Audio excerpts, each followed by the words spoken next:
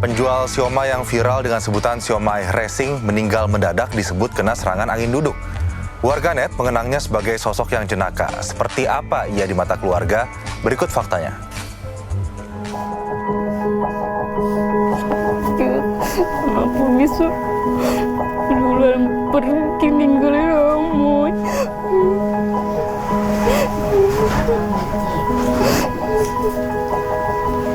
Ini sepeda bapak, kenangan.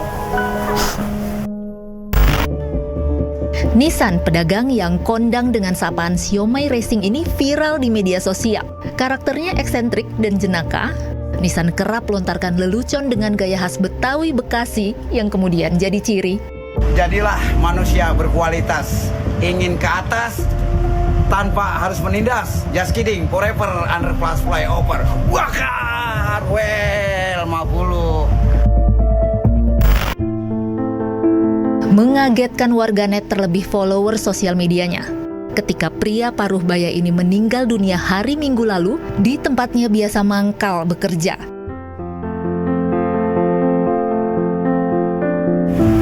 Sosok di balik siomay racing, Nissan adalah orang yang jenaka dan juga menghibur banyak orang dengan kontennya di media sosial. Namun belum lama, dirinya ditemukan tergeletak di sini dalam keadaan meninggal dunia sekitar pukul 4 pagi ketika pulang dari menjajakan siomaynya. Dan kini kami akan menelusuri bagaimana jejak dari Nissan siomay racing dan juga keluarganya untuk menceritakan sosok almarhum. Lelaki warga Cibitung, Kabupaten Bekasi ini tutup usia di umur 60 tahun. Disebut karena kena serangan angin duduk. Sehari-hari mengayuh sepeda berjualan siomay hingga berkilo-kilometer jauhnya siang hingga malam. Jadi upaya Nissan penuhi kebutuhan 3 anak, juga membantu kehidupan 3 cucunya. Gak nyangka, padahal pas pagi-pagi bapak lagi ngopi.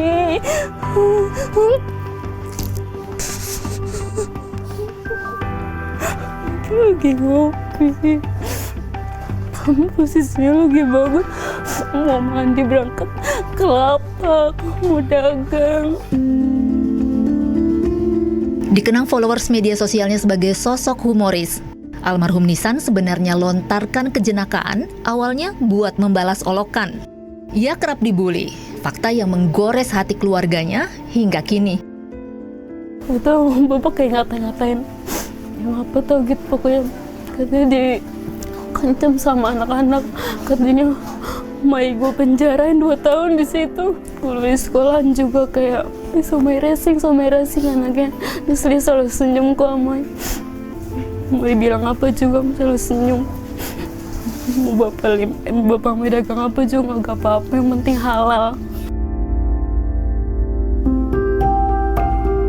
Terkait berpulangnya, keluarga ungkap apapun penyebabnya sudah ikhlas menerima. Kayak kamu juga ada firasat juga kayak ini kok bapak nggak ada biasa-biasanya kayak gini, biasanya juga kayak teriak-teriak gitu.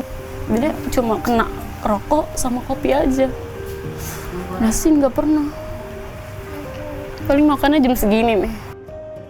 Mengikhlaskan, keluarga pun berharap tak ada lagi pekerjaan yang jadi bahan ejekan seperti yang diterima Nissan, penjual siomay yang selama ini menutupi luka dan dukanya dengan tawa jenaka. Tim Liputan melaporkan. Jika langit punya pelangi untuk dipertahankan, maka aku punya kamu untuk diperjuangkan. Just kidding.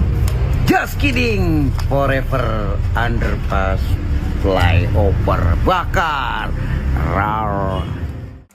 Ya, angin duduk ini memang sudah jadi istilah yang awam. Kondisi ini bisa menyerang mendadak dan berdampak fatal. Faktanya banyak juga yang masih belum tahu pemirsa apa sebenarnya angin duduk. Kita simak informasi berikut.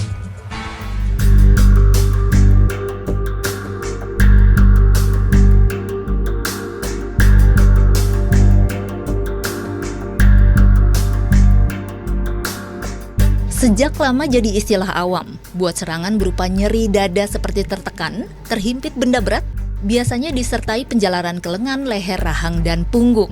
Tidak jarang diikuti pula sesak nafas, mual, berkeringat, pusing, hingga pingsan, bahkan berdampak lebih fatal.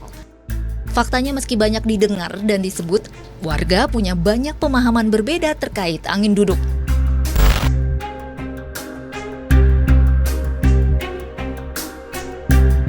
Kalau angin duduk itu mungkin berhubungan dengan AC ya.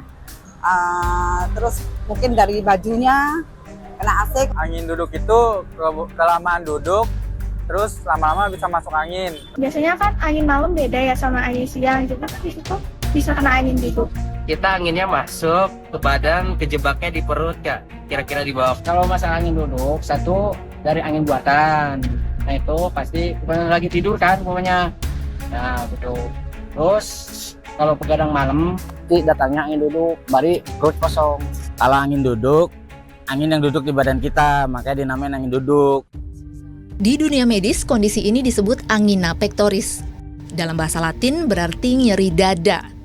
Nyeri dada yang merupakan juga salah satu indikasi serangan jantung.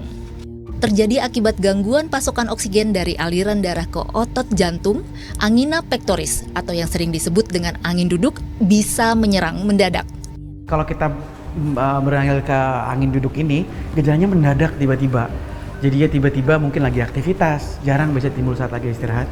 Tiba-tiba nyeri hebat, bisa di dada sebelah kiri, kemudian bisa agak ke tengah, bisa menjalar tembus ke belakang, dan yang paling khas, sebetulnya dia ada nyeri dada yang kurang lebih 20 menit, tembus sampai ke punggung dan menjalar ke tangan. Itu gejala paling khasnya. Dan biasanya tidak hilang dengan istirahat. Jadi dia akan ada terus, dan nggak hilang-hilang, makin bertambah. Dan orang-orangnya kebanyakan ada yang sampai keringet dingin, ada yang bahkan sampai hilang kesadaran.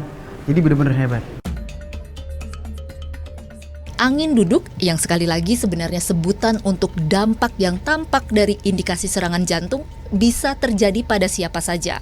Faktanya, terlebih kaum pria. Terutama laki-laki yang usianya sudah di atas 40 tahun. Terus kemudian keluarganya pernah ada yang gangguan jantung juga. Terus kemudian punya kolesterol, punya diabetes, atau punya darah tinggi. Itu mesti hati-hati, artinya mesti di screening itu kardiaknya. Untuk orang-orang yang nggak pernah sakit, sehat-sehat aja. Kalau udah usianya meningkat, apalagi punya keluarga yang punya sakit macam-macam ya, periksain deh buat medical check up. Kita tuh bisa lihat nanti, ini tuh bagus semuanya, terus kemudian resikonya gimana. Itu bisa kita cegah dari jauh-jauh hari. Jadi nggak nunggu sampai ada serangannya. Selain antisipasi, mencegahnya diantaranya tentu dengan gaya hidup sehat. Ingat juga senantiasa menjaga hati senang, pikiran tenang, pangkal jantung sehat, dan umur panjang. Tim Liputan melaporkan.